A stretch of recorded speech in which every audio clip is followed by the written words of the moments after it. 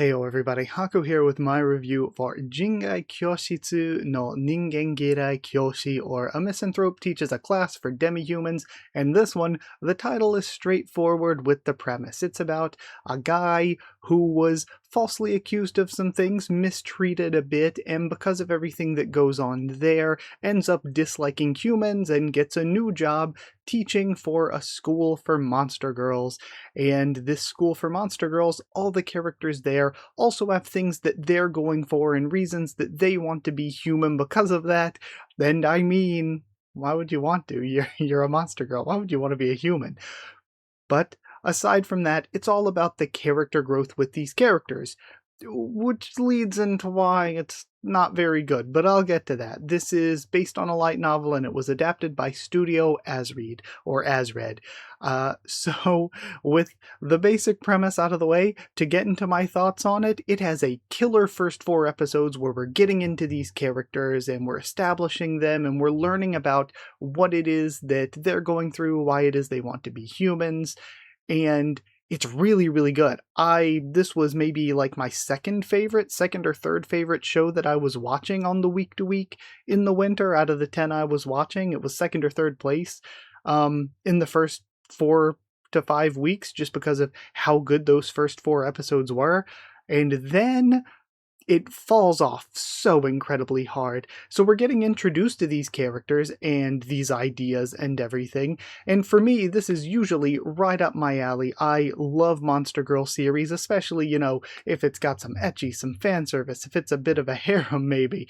And I thought that this seems like where it's going. It was really in the first few episodes and throughout, like, you can't date the students, wink wink, that sort of feeling, but there really wasn't any of that. There was like no fan service, not really much of any real romance, and I'm pretty cool with that because it was sort of the same for Demi-Humans. There was some fan service and romance, but it was very, very light and everything, so it doesn't need those things to be really good. It could just be a good slice of life.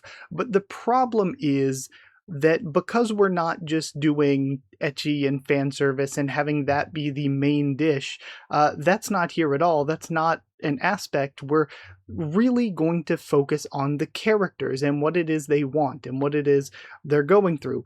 And that's where the problem comes in, because in around episode 5, we completely throw Tobari's character development off a cliff, really, it feels like, and do something different with her character. But I think what they ended up doing with her character just wouldn't have been as good as if we just kept her as a normal student. And they start just moving students out of there. Like, one of the main 4 that's presented a lot in the opening and ending and everything, they're out. They're gone by episode 5, and it's not long before yet another is out. By the end of the season, I think maybe one more is out. And then we're moving in new students to replace them, but even those new students aren't lasting long. One maybe lasts a couple episodes, one only lasts like an episode and a half, and because of that, we only get to focus on them for half of that episode and a half that they're even around. So if we're not doing fan service and anything, and it's just a slice of life, but more a slice of life focused on the characters and their development and stuff, we kind of need to spend some time with them to get that development, to understand or to come to care for them as characters. But we just move characters in and out of the class so quickly that there's no real time for many of them to develop. So as much as I like Isaki's story, and as much as I think Usami was just far and away the one that got the best writing and the most writing, we still didn't get enough time with them because they're only around for a couple episodes, and even the couple episodes they're around, we have to focus on the other characters too, so they're in the background a lot of the few episodes they're even in. And that, I think, was where it fell apart. The first 4 episodes were establishing all this stuff, but then episode 5 onward, we're just moving characters out so quickly, and even the new characters we move in to replace them get moved back out so quickly. So the characters that you were coming to care about, they're going to be gone. And it's hard to care for any new characters because you never know when, episode and a half later, they might just be gone. And that, I think, is where it really fell off the cliff for me. Such a great first 4 episodes, so emotional. I really felt for the characters. And then we just we just threw it away. So I did not think this was very good in the end. And again, it's something that is typically, usually, ordinarily right up my alley, something that I typically love, but they I I think it would have been better if we just built the cast and kept the full cast around for the entirety of a school year or something, instead of moving through like 3 school years or 2 school years super quickly like the anime actually did. If we kept the full cast of characters around, fully developed them out, and then ended the series with everybody graduating, maybe that would have been a better way of doing things than getting rid of characters so quickly. Or I would have preferred if we did have more ecchi, more romance. And I say more when it comes to ecchi or fan service. There wasn't any. So any would have been more. And again, it's a Monster Girl series. So when you're doing, like, Monster Girls are inherently, I think, fetishistic in a way. So to do that without any sort of fan service, it's like, okay, you're doing Monster Girls but with nothing. And again, like I said, it doesn't need to be over the top. It doesn't need to be extreme. Demi-chan wa Kitaritai was very, very tame and much more focused on the slice of life fun. And that was really, really good. So you don't need the fan service or anything. I think it takes away not having it because it's a Monster Girl series. But you don't need it. It would have helped this series, but the big thing is, if we're not going to do that, if our focus is on they want to be humans for some reason, and they have these reasons that they want to be human, and the focus is not on the comedy or the slice of life or the fan service, but the focus is on the characters, then you need to actually keep those characters around to tell their stories. So yeah, I didn't like it very much. I loved the first 4 episodes, but it went from being my second or third favorite to all the way down, where I've kind of been reviewing these in order of how I feel about them. So for me, I've already reviewed Chou Kageyahime, which I think was a bit messy, a bit disorganized, and it was, something that felt like a rough draft, need a little more. And I'm also not a huge movie guy. And I also put the Android Yuri beneath this because, again, it's just Yuri shorts, and that's about all you're getting. So I think that this gave you more, especially when it comes to Usami, who I thought was really well done. And those first 4 episodes, if you watch those, I think you'll be really satisfied.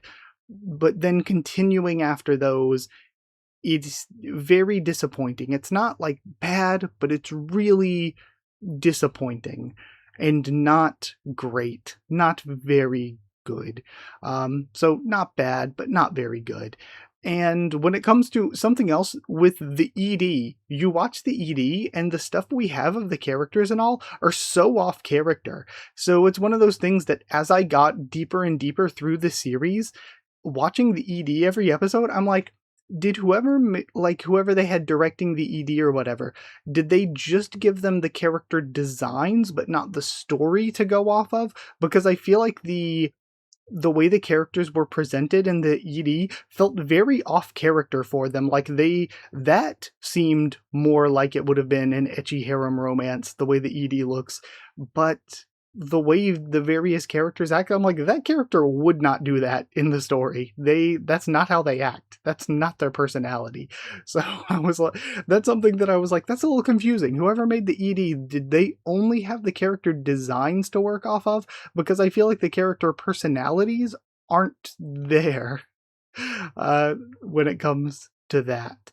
But something I always do with my reviews, favorite character, waifu, and relationship character in this, I think it's Usami. Usami had me really emotional at, again, one of those first 4 episodes, the one that really focuses on her. And her writing, I think, was far and away just the best, the most attention given to her. When it comes to waifu, I would say the human Isaki, even throughout all of and the idea of Isaki being like a reverse werewolf is really, really interesting. But again, we don't keep characters around long enough to do much. But I think that of all the monster girls, human Isaki ended up being, best girl. Then best relationship, I would say Hitoma and Usami. Their relationship was really, really good.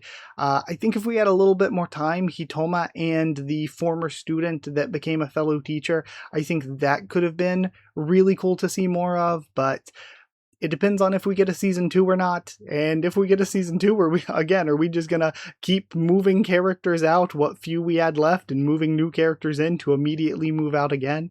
And if we're moving them in and out, again, I keep harping on the same thing. If we're moving them in and out, then we can't really focus that much on their characters. So if you're going to do that, it really should have been a fan servicey, ecchi series, because then you don't really need to focus heavily on the characters as much. Then if you're moving them in and out, each character is basically just an idea. Basically, you can get around with getting away with lighter characters because that's not the main thing that people would focus on, and the character, the development, the story is just a venue, a way to get you to the fan service. So again, I just feel like the series could have gotten away with the way it was structured if it was lighter on story and heavier on fan service, but because it was no fan service but tried to be heavier on story, the pacing and the structure just doesn't work at all for you to get invested into more of a story with these characters. So yeah, that's where I end up with it. I yapped and repeated myself a lot, so I'll go ahead and end here. Thank you for being here. Thank you for watching. Like, comment, and subscribe. If you would like to help support the channel by sharing around or dropping a super thanks, it'd be appreciated, or by becoming a member or patron. You get your name here at the end of videos, help me support the channel, and get One Piece Bingo a little early. So thank you to everybody who's a patron and member already. Thank you to everybody for being here, for watching. Thank you so much, and I'll see you all next time.